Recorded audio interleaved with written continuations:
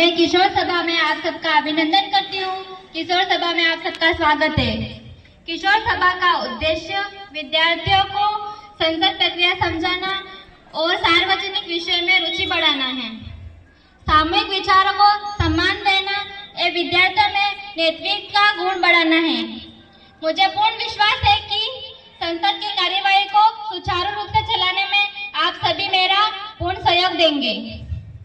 महासचिव जी, नवनिर्वाचित सदस्य को शपथ दिलाई जाए। धन्यवाद महोदया। मैं अनुरोध करता हूं लोकेश राणा जी से, जो तमिलनाडु के कोयम्बटूर संसदीय क्षेत्र से सांसद चुने गए, शपथ ग्रहण करें।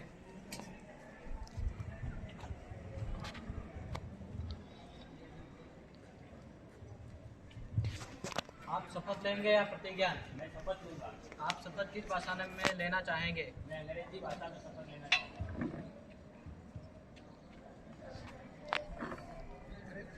I, Lokesh Rana, have been elected a member of lower house of the Kishore Sabha.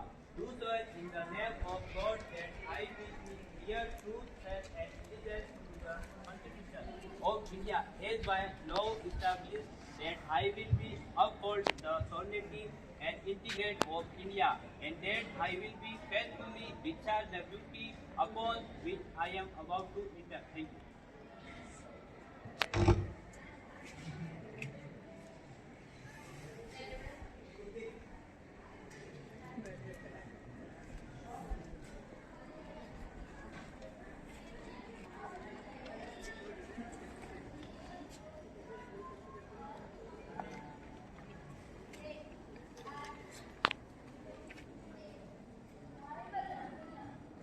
मैं अनुरोध करता हूं रोशनी नीनामा जी से, जो उत्तर प्रदेश के कन्नौज संसदीय क्षेत्र से सांसद चुनी गई है, शपथ ग्रहण करें।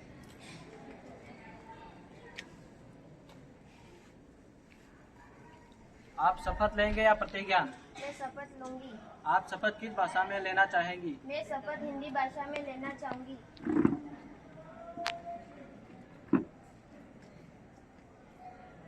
मैं सुश्री रोशनी किशोर सभा की लोकसभा की सदस्य निर्वाचित हुई हूँ। ईश्वर की शपथ लेती हूँ कि मैं विधि द्वारा स्थापित भारत के संविधान के प्रति श्रद्धा और निष्ठा रखूंगी, देश की प्रभुसत्ता और एकता बनाए रखूंगी तथा जिस पद को मैं ग्रहण करने वाली हूँ उससे कर्तव्यों का श्रद्धापूर्वक निर्वहन करूंगी। धन्यवाद।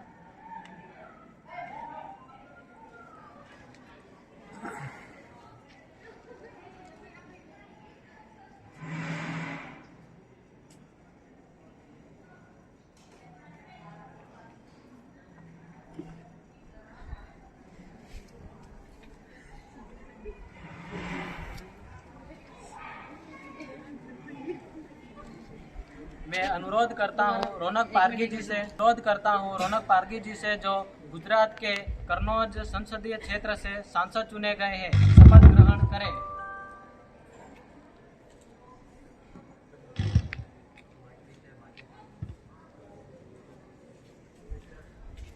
आप शपथ लेंगे या प्रतिज्ञा? मैं शपथ लेना चाहूँगा। आप शपथ किस भाषा में लेना चाहेंगे? मैं शपथ गुजराती भाषा में लेना चाहूँगा।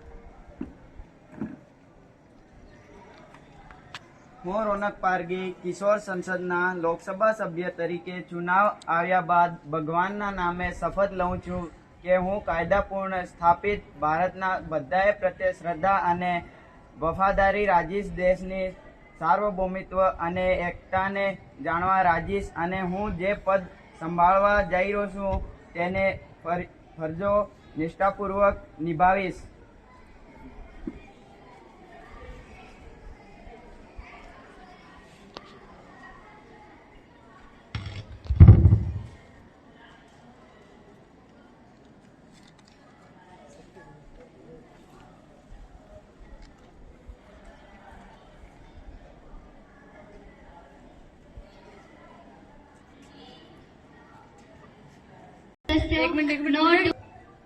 आदरणीय सदस्यों, 9 अक्टूबर 2024 को हमारे देश के जाने माने उद्योगपति सेवी श्री रतन टाटा जी का निधन हो गया है। मैं देश की तरफ से उन्हें श्रद्धांजलि अर्पित करती हूँ। माननीय गृह मंत्री जी रतन जी टाटा जी के जीवन पर प्रकाश डालिए। माननीय सभापति महोदया, रतन टाटा जी का जीवन केवल एक व्यवसाय की कहानी नहीं बल्कि वह भारत के विकास, आत्मनिर्भरता और मानवता का प्रतीक था। टाटा नैनो जैसी सस्ती कार बनाकर उन्होंने आम भारतीय के सपनों को साकार किया। उन्होंने अरबों रुपए शिक्षा, स्वास्थ्य, अनुसंधान और आपदा राहत कार्यों में दान किए। हम उन्हें विनम्र श्रद्धांजलि अर्पित करते हुए यही संकल्प लेते हैं कि हम उनके आदर्शों, सत्य, निष्ठा और सेवा के मार्ग पर चलते हुए देश की प्रगति में अपना योगदान देंगे। धन्यवाद।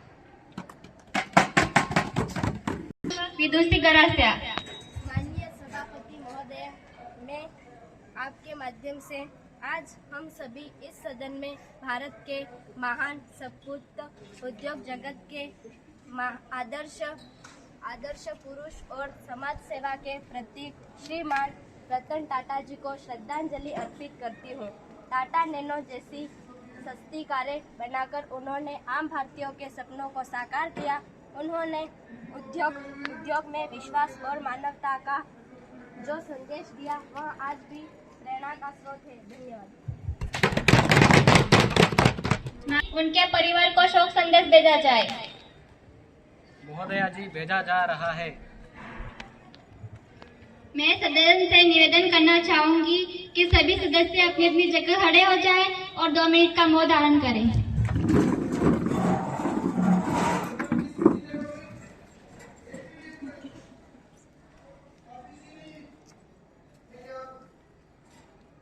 धन्यवाद। बैठ जाइए। प्रधानमंत्री जी, नवनीत मंत्रियों से परिचय करवाइए।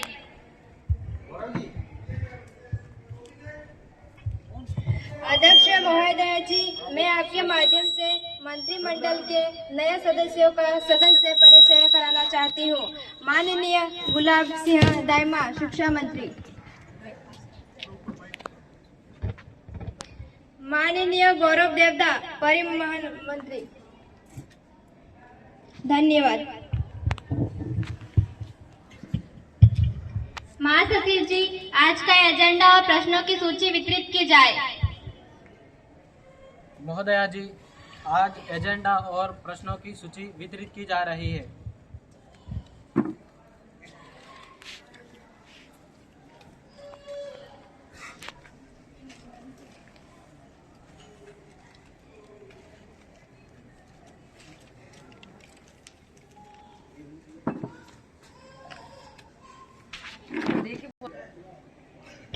प्रश्न संख्या 160, श्रीमान हरदे मैडा। मैडम स्पीकर, मैं आपके माध्यम से सत्ता पक्ष में बैठे कोयला मंत्री से यह जानना चाहूँगा कि क्या कोल माइंस का आवंटन ओपन टेंडर द्वारा न करके किस नीति के तहत किया गया है। और स्पीकर मैडम, मैं आपके माध्यम से यह जानना चाहूँगा कि क्या अपने खास लोगों को बचाने का प्रयास कर रही है। इस संबंध में सरकार ने क्या कदम उठाए। माननीय कोयला पेट्रोलियम मंत्री जी। मैडम स्पीकर, मैं आपके माध्यम से माननीय सदस्यों को सूचित करना चाहता हूं कि देश में सस्ती बिजली उत्पादन के लिए कोल ब्लॉक का आवंटन ओपन टेंडर द्वारा न करके स्क्रूटनी द्वारा किया गया है। मैडम स्पीकर, मैं आपके माध्यम से बताना चाहता हूं कि हमारी सरकार किसी भी व्यक्ति या संस्था को बचाने का प्रयास नहीं कर रही है। इस घटना में कानून अपना काम करेगा। धन्यवाद। संख्या 108, सुश्री रोशनी मैडा।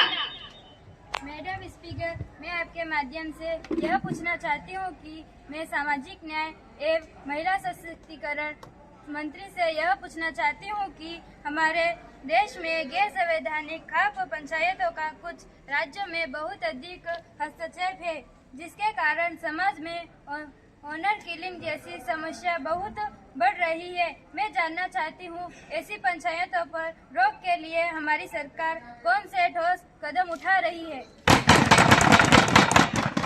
महोदय कहने के लिए तो हमारे समाज में स्त्रियों को पुरुषों के समान अधिकार प्राप्त है, लेकिन सदन देख सकता है कि महिलाओं के प्रतिनिधित्व को सबसे बड़ी पंचायत में कितना कम है। इसके लिए सरकार क्या कदम उठा रही है? माननीय सामाजिक न्याय महिला सशक्तिकरण श्री मंत्री जी सलोनी मसार। मैडम स्पीकर, मैं आपके सामने विपक्ष माननीय सदस्यों को बताना चाहती हूँ कि महोदय सरकार को इस संबंध में पूरी जानकारी है। सरकार महिला शक्तिकरण को बढ़ावा देने के लिए जागरूकता का कार्यक्रम चला रही है और अध्यक्ष महोदया, इसके लिए सरकार एक बिल नारी शक्ति वंदन अधिनियम प्रस्तुत कर चुकी है, जिसमें महिलाओं के लिए विधानसभा लोकसभा में 33% आरक्षण का प्रावधान किया गया है। धन्यवाद। प्रश्न संख्या 109 श्रीमान कमलेश डामोर।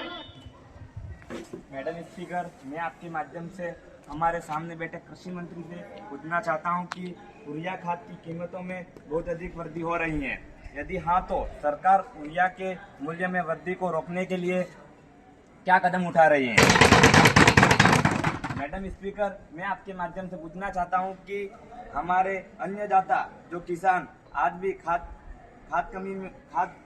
कमी से झेल रहे हैं, उनके लिए सरकार क्या कर रही है? माननीय कृषि मंत्री अर्जुन सिंह कटारा। अध्यक्ष महोदय, मैं आपके माध्यम से माननीय संसद सदस्यों को यह बताना चाहता हूं कि अध्यक्ष महोदय, यूरिया की मूल्यों में हो रही वृद्धि की जानकारी हमारी सरकार को है। इसके लिए हमारी सरकार द्वारा सब्सिडी को बढ़ाया गया है। अध्यक्ष महोदय, खाद कीमतों पर नियंत्रण के लिए हमारी सरकार कई कदम उठा रही है तथा राज्य सरकार के सहयोग से जमाखोरों के खिलाफ लगातार छापों की कार्रवाई जारी है। अध्यक्ष महोदय, किसानों की परेशानियों को लेकर हमारी सरकार बहुत गंभीर है तथा तत्काल सहायता के लिए यूरिया खाद का आयात कर रही है। धन्यवाद। आइटम नंबर 503 प्रधानमंत्री जी। माननीय सभापति महोदया और इस सदन के आदरणीय सदस्यगण, आज मैं प्रधानमंत्री के रूप में यह प्रस्ताव प्रस्तुत करती हूँ कि यह सदन मानता है कि सोशल मीडिया युवाओं के लिए हानिकारक है। सोशल मीडिया झूठी खबरें और दिखावटी जीवन शैली फैलाता है, जिससे युवाओं में तनाव, चिंता और आत्मविश्वास की कमी बढ़ रही है। सोशल मीडिया आज युवा पीढ़ी का सबसे बड़ा नष्ट करने वाला समय बन गया है। हमारी सरकार इस प्रस्ताव सोशल मीडिया रेगुलेटिव एक्ट का समर्थन करती है। धन्यवाद। माननीय विपक्ष नेता सारिका मसार। माननीय विपक्ष नेता सारिका मसार। माननीय सभापति महोदय, सोशल मीडिया हानिकारक नहीं है यदि इसका उपयोग हम सही करें। यह युवाओं को सीखने और अपने विचार व्यक्त करने का अवसर देता है। समस्या सोशल मीडिया में नहीं है, बल्कि उसके गलत उपयोग में है। लेकिन मैं इस प्रस्ताव से पूर्ण समर्थन हूँ, क्योंकि सोशल मीडिया उपयोग के लिए नए कानून बनाए जाने जरूरी है। हम सरकार का पूर्ण समर्थन करते हैं। धन्यवाद। सदन को क्रम में रखा जाए, सभी सदस्य अनुशासन में रहें और समय का ध्यान रखें। सरकार और विपक्ष दोनों पक्षों ने अपने अपने विचार रखे। ये स्पष्ट है कि सोशल मीडिया के फायदे और नुकसान दोनों हैं। अब सदन में मतदान होगा। जो सदस्य प्रस्ताव के पक्ष में हैं, वे हाँ कहें। जो विपक्ष में है, वह ना कहें। परिणाम की घोषणा की जाती है। प्रस्ताव ध्वनिमत से पारित किया जाता है। आज की कार्यवाही यही समाप्त होती है। धन्यवाद।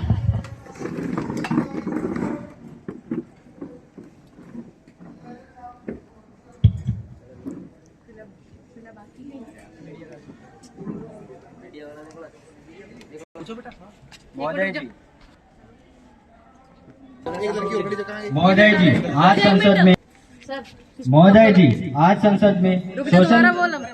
जी, आज संसद में सोशल मीडिया रेगुलेटिव एक्ट पारित किया गया है। इस पर आप क्या कहना चाहेंगे? मैं इसके पूर्ण समर्थन में हूँ, क्योंकि सोशल मीडिया पर बहुत सारी झूठी एवं भ्रामक जानकारियाँ फैलाई जा रही है। इससे साइबर अपराध भी बढ़ रहा है। इस पर लगाम लगाना बहुत जरूरी है। Thank you.